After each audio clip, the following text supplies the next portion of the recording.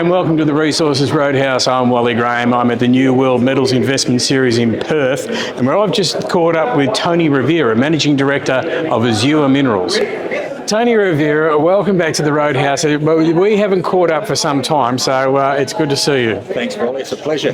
All right, now, when I say we haven't seen each other for such a long time, I think we haven't had a chat since you've made your lithium discovery at your Andover nickel project in Western Australia. Yeah, that's right. In fact, I think the last time you and I were talking was at the RIU Frio conference back in February. Yep. And we were only just getting onto the edge of this lithium discovery at the time, and I was busy trying to convince people that it was going to be the real deal. Well, a couple of months later, we put the first drill holes into it, and it very much is the real deal. It is going to be an enormous lithium deposit. Yeah, and that's already sort of establishing itself as that. And as you said, like going back in the day, people, convincing people that it is going to be something. And of course, we all hear about, oh, okay, we're going to do well. We've got pegmatites, got this, got that. But now, all right, you're leading the pack.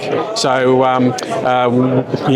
what's going to happen? Well, going forward is obviously drill. We've got an ever-expanding team of geologists and other geoscientists on the ground up there. We have a lot of drill rigs actively drilling at the moment, and there are more that are going to be mobilised to site. The intention is just to drill this out so we can put out the maiden mineral resource in the first quarter of next year.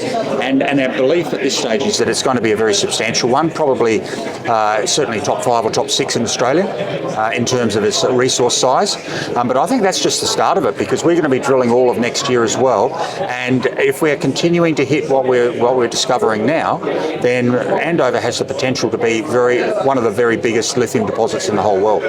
And getting back to what I said before, I might have sounded as though I was being a bit flippant, but started as a nickel project, but finding the lithium on it was not an accident, because you did know that there were pegmatites out there to go and have a look at, and you didn't get lucky, in other words. So there was still a lot of important exploration work had to be done. Absolutely, there was. As you know, as you said, we were exploring for nickel for the first couple of years, and most of that nickel exploration was done in the southwestern corner of the Andover project area, and we drilled nearly 200 diamond drill holes for about 80,000 metres of diamond drilling for nickel, and did not hit a single pegmatite in those holes in that southwestern corner. It was only when we just expanded out a little bit further that we were drilling a couple of other nickel targets that we observed that yes, there was outcropping pegmatites, and yes, we hit the pegmatites in a couple of drill holes, and one of them actually had a pretty good lithium intersection, and that sort of swung our focus at that time away from the nickel a little bit and more onto the lithium. And then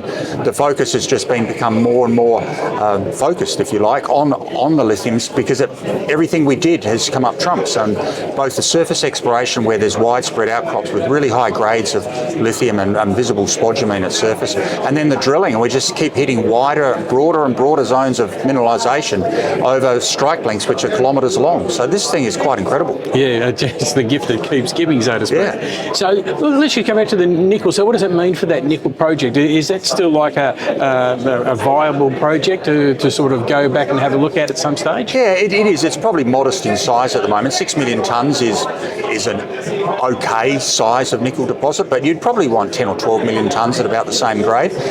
So we've discovered that 6 million tonnes in the first 2 deposits, Andover and Ridgeline. But we've got many more nickel targets that have yet to be drilled, or ones which we have drilled where we've hit nickel which we've not yet got to the resource stage. So there's a lot of work still to be done. And in fact, we did park the nickel for a few months, but we're now going to pick it up again, and we are going to be doing a bit more nickel exploration alongside of the lithium. And in the areas where we're drilling the lithium, we've actually identified outcropping nickel and copper-rich gossans at surface which have never been drilled. So there's a lot of targets for nickel. So it's trying to mix and match. We got the lithium. That's definitely a major focus, but we don't want to forget the nickel. Yeah, no, I mean it's a great problem to have, isn't it? Yeah. Yes, very much so. Yeah. All right. Well, no doubt there's going to be more to hear from Andover, both lithium and nickel wise. Yep. So all I can say is keep us in touch. Yeah, will do, Wally. Thank you.